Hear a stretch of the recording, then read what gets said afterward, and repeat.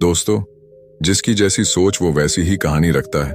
कोई परिंदों के लिए बंदूक तो कोई परिंदों के लिए पानी रखता है। उस इंसान से कभी झूठ मत बोलिए जिसे आपके झूठ पर भी विश्वास हो। दुनिया के तानों से कभी नाराज मत होना। अनजान लोग तो हीरे को भी कांच का समझ लेते हैं। सच्चा रिश्ता एक अच्छी पुस्तक जैसा होता है, कितनी भी पुरानी हो जाए फिर भी शब्द नहीं बदलते। कामयाबी के दरवाजे उन्हीं के लिए खुलते हैं जो उन्हें खटखटाने की ताकत रखते हैं। जो लोग सब्र करते हैं या तो वो जीत जाते हैं या फिर सीख जाते हैं।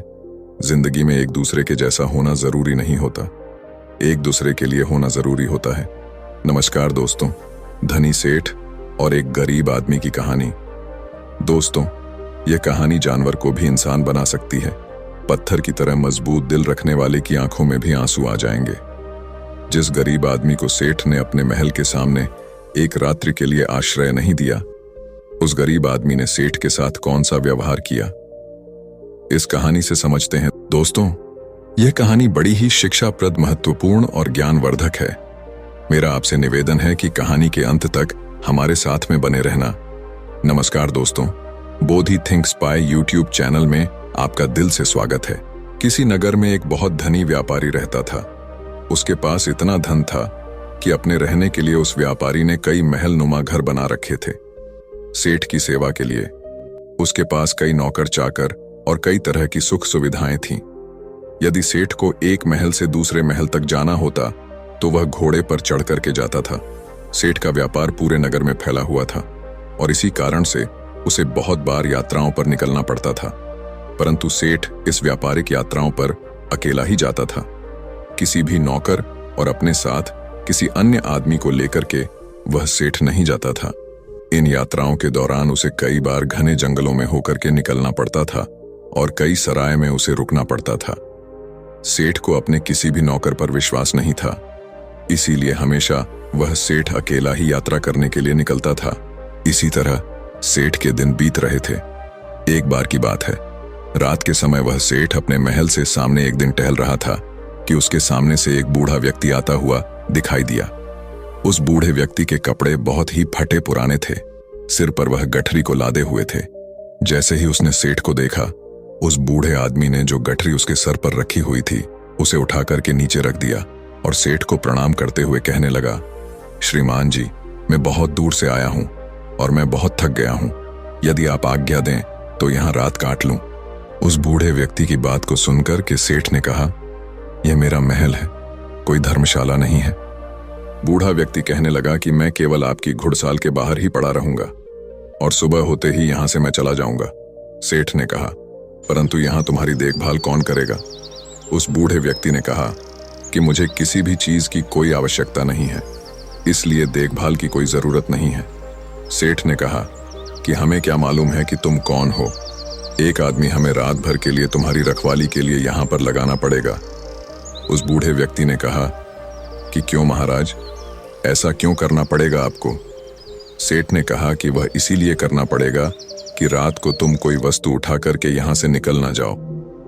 इस पर राम राम कहते हुए उस बूढ़े व्यक्ति ने अपने कानों को हाथ लगाया और सेठ को नमस्कार करते हुए अपने सिर पर उस गठरी को फिर से लाद लिया और वहां से चलने लगा।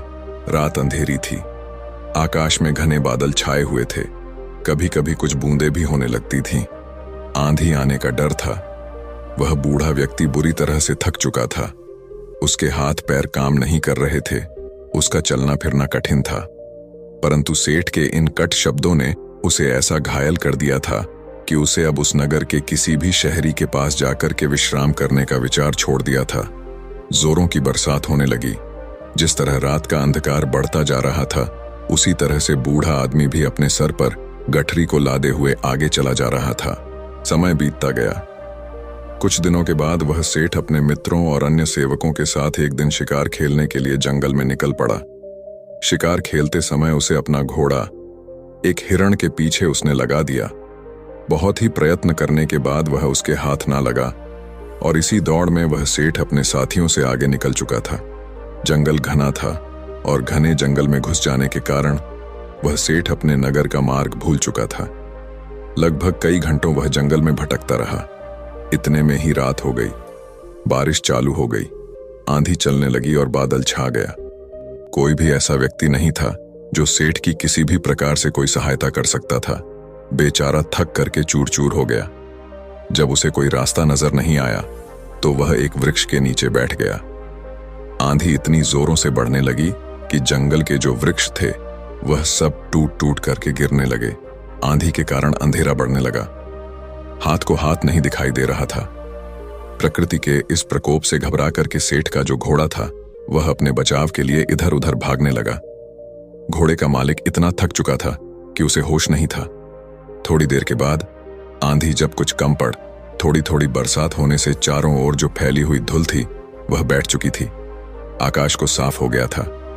तब सेठ ने देखा कि उसका घोड़ा उससे वहां से जुदा हो चुका है।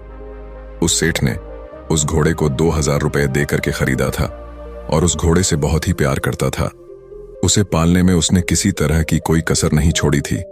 अब तो सेठ को घर पहुंचने की कोई भी उम्मीद नहीं थी।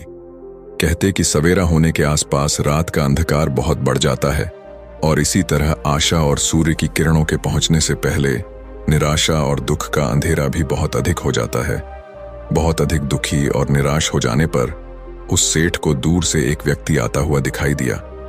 पहले तो उस व्यक्ति को देख करके वह सेठ सहम गया। कहीं यह कोई व्यक्ति चोर या डाकू ना हो जो उसे आकर के उसे लूट ले। परंतु जब उस व्यक्ति ने सेठ के पास आकर के नमस्कार करते हुए अपने होठों की मुस्कान से सेठ के हृदय को निर्मल कर दिया, सेठ को बड़ी उम्मीद दिखाई दी। उसे आशा का प्रकाश दिखाई देने लगा। हंसते हुए उस व्यक्ति ने सेठ से कहा, आप इतने क्यों घबराते हैं? साथियों के बिछड़ने से, राह भटकने से और किसी की सहायता ना मिलने से कहते हुए सेठ ने अपनी सारी जो कहानी थी उस व्यक्ति को सुना दी। उस व्यक्ति ने जब सेठ की कहानी सुनी तो उसको सेठ पर दया आ गई और वह सेठ को लेकर के अपनी झोपड़ी में चला गया। वहां जाकर उसने बताया कि वह अपने पिता के साथ रहता है। जो भी रूखा सूखा भोजन हम लोग खाते हैं आप भी खा लेना और यहीं पर रुक करके विश्राम कर लेना। सेठ ने कहा कि परंतु मेरे घोड़े का क्या होगा? उस व्यक्ति ने कहा, सुबह होने से पहले मैं आपके घोड़े को किसी भी तरह से ढूंढ लूंगा। सेठ ने कहा कि वह कैसे ढूंढोगे? तुम बड़ा घना जंगल है, इतनी अंधेरी रात है, तुम कैसे ढूंढ सकोगे? उस व्यक्ति ने कहा कि मैं इस जंगल के कोने कोने से परिचित हूं। सेठ ने कहा, तो क्या तुम मेरे साथियों को भी ढूंढ सकोगे? उस व्यक्ति ने कहा, यदि वे इस जंगल में हुए तो मैं अवश्य ही उन्हें ढूंढ निकालूं। इस उत्तर को सुनकर के उस अमीर सेठ को बड़ा ही संतोष हुआ। उसके मन में बड़ी उम्मीद जगी और इस तरह से वह सेठ पूरी तरह से निश्चिंत हो चुका था। वह अब भी सोया नहीं था कि उस व्यक्ति ने सेठ के सामने एक दूध का कटोरा ला करके रख दिया। सेठ ने कहा कि यह क्या है महाशय? उस व्यक्ति ने कहा कि सेठ जी, यह हमारी बकरी का दूध है। सेठ ने कहा कि तुम्हारे पास कितनी बकरियां हैं? उस व्यक्ति ने कहा कि मेरे पास तो सिर्फ एक बकरी है। सेठ ने कहा, क्या एक बकरी इतना दूध दे सकती है? या एक शेर से अधिक नहीं होगा? तुम भी पियो। उस व्यक्ति ने कहा कि नहीं, पिताजी ने कहा है कि आज का जो भी दूध है वह केवल अतिथि सेवा में लगाया जा सकता है। आज हम लोग दूध नहीं पिएंगे। सेठ ने कहा कि ऐसा क्यों? उस व्यक्ति ने कहा कि हमारे यहाँ सबसे बढ़िया चीज दूध को समझा जाता है और अतिथि की सेवा में हम लोग इसको पेश कर देते हैं। मैं पिताजी का इकलौता पुत्र हूं और दूध हमारे यहाँ सर्वोत्तम भोजन समझा जाता है। पिताजी ने यह आपकी सेवा में भेजा है। सेठ ने कहा कि तुम तो सचमुच देवता हो। सेठ की बात को सुनकर के वह व्यक्ति कहने लगा, नहीं सेठ जी, देवता तो बहुत दूर की चीज है, हम तो पूरी मानवता को भी नहीं अपना सके। उसकी बात को सुनकर के सेठ ने कहा, नहीं भैया, मानवता तो आप में कूट कूट करके भरी हुई है। इस तरह बातें करते करते वह सेठ सो गया। अपने अतिथि की सच्ची सेवा करने वाला वह व्यक्ति चुपके से उठा और हाथ में मसाल लिया और अपने अतिथि के घोड़े को ढूंढने के लिए वहां से वह चल दिया। ढूंढते ढूंढते वह सुबह के समय के आसपास ढूंढा। बहुत ढूंढने के बाद आखिर उसे घोड़ा मिल गया। वह अपने अतिथि का घोड़ा ला करके अपनी झोपड़ी पर लौट आया। जब उसकी मां ने देखा कि अतिथि का घोड़ा मिल गया है तो वह उठ करके घोड़े के लिए सारा डालने लगी। वह जानती थी कि घोड़ा जंगल से घास चर करके आया होगा, परंतु फिर भी उसने अतिथि के घोड़े की सेवा करना अपना परम कर्तव्य समझा। घोड़े को यदि सारा ना मिलता तो शायद अतिथि सेवा अधूरी समझी जाती। सुबह के समय जब वह अमीर सेठ सो करके जगा तो उसने देखा कि उसका जो घोड़ा है वह सारा खा रहा था और अतिथि सेवक वह व्यक्ति उसके सामने हाथ जोड़े हुए कह रहा था, आज ईश्वर ने हमारी लाज रख ली। उसको सुनकर के सेठ ने पूछा कि कैसे। उस व्यक्ति ने कहा, सेठ जी, आपका घोड़ा सकुशल मिल गया। यदि वह सामने की ओर निकल जाता तो शायद बाघ उसे अपना शिकार बना लेता। इतना सुनकर कि उस सेठ ने उस व्यक्ति को बहुत सा धन्यवाद दिया।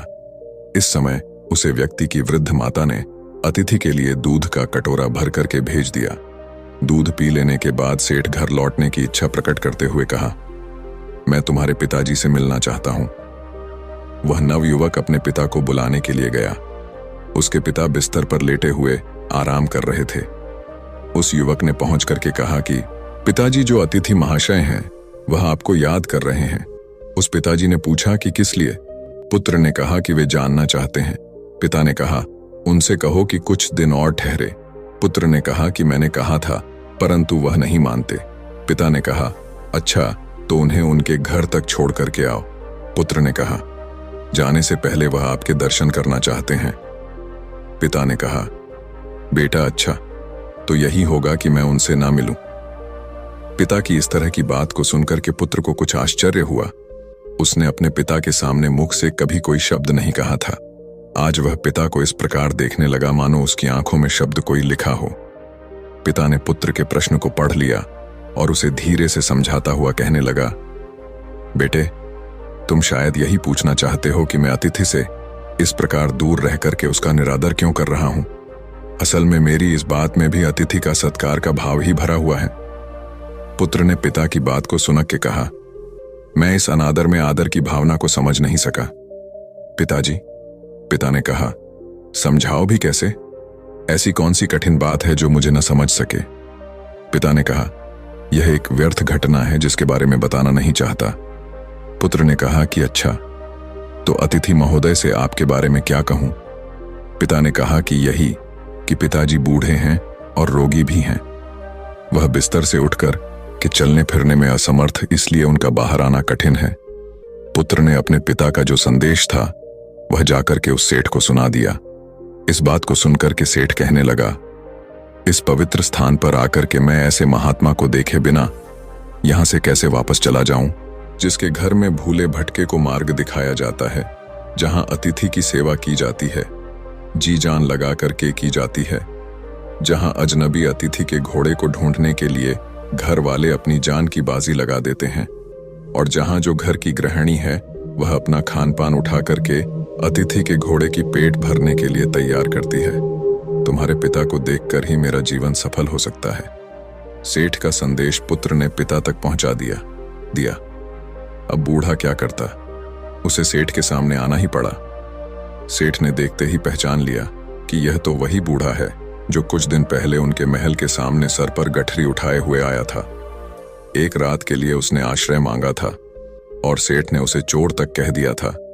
कितनी दानव थी उसके दुर्व्यवहार में। इस वृद्ध के पुत्र ने अपनी मानवता का परिचय देकर के उस सेठ के हृदय को बिल्कुल बदल दिया था। अमीर सेठ हाथ जोड़ करके खड़ा हो गया और अपने दुर्व्यवहार के लिए उस बूढ़े व्यक्ति से क्षमा याचना करने लगा। बूढ़े व्यक्ति ने कहा, आपकी ओर से क्षमा याचना का प्रश्न ही पैदा नहीं होता है, क्योंकि मैं बाहर आकर के आपको उस पुरानी घटना की याद नहीं दिलाना चाहता था। आपके आग्रह को मैं टाल नहीं सका, इसीलिए मुझे यहां आना पड़ा। इससे शायद आपको बड़ा दुख हुआ हो, अतः मुझे आपसे क्षमा मांगनी चाहिए। सेठ ने कहा, कितना ऊंचा है आपका व्यक्तित्व। इतना कह करके वह अमीर सेठ उस वृद्ध के चरणों में गिर पड़ा। उसके नेत्रों से पश्चाताप के आंसू झर रहे थे। उसके होंठ फड़फड़ा रहे थे, मानो वह यही कह रहे हों कि इस बूढ़े की झोपड़ी महलों से भी ऊंची है, क्योंकि जहां मानवता का निवास है। इसके बाद उस सेठ को सुरक्षित वह सेठ अपने घर में लौट आया। इस घटना के बाद उस सेठ का हृदय परिवर्तन हो गया। जहां कठोर हृदय वाला वह सेठ था, उसे किसी पर विश्वास और दया की भावना उसके मन में नहीं होती थी। वही सेठ बिल्कुल बदल चुका था। अब वह दीन और दुखियों की सेवा करता और उसके द्वार पर आने वाले जो भी अतिथि थे उनका पूरा स्वागत सत्कार करने लगा। सेठ का पूरा परिवर्तन हो चुका था। जो पत्थर दिल सेठ था वह पूरी तरह से पिघल चुका था। दोस्तों, ये कहानी आपको कैसी लगी है, एक प्यारा सा कमेंट करके जरूर बताना। और यदि वीडियो आपको पसंद आया है, अच्छा लगा है, तो इस वीडियो को लाइक शेयर करके चैनल को सब्सक्राइब जरूर कर देना। तो चलिए फिर मिलते हैं ऐसी एक और नई वीडियो में एक नए मैसेज के साथ। तब तक के लिए अपना ख्याल रखें। धन्यवाद और नमो बुद्धाय।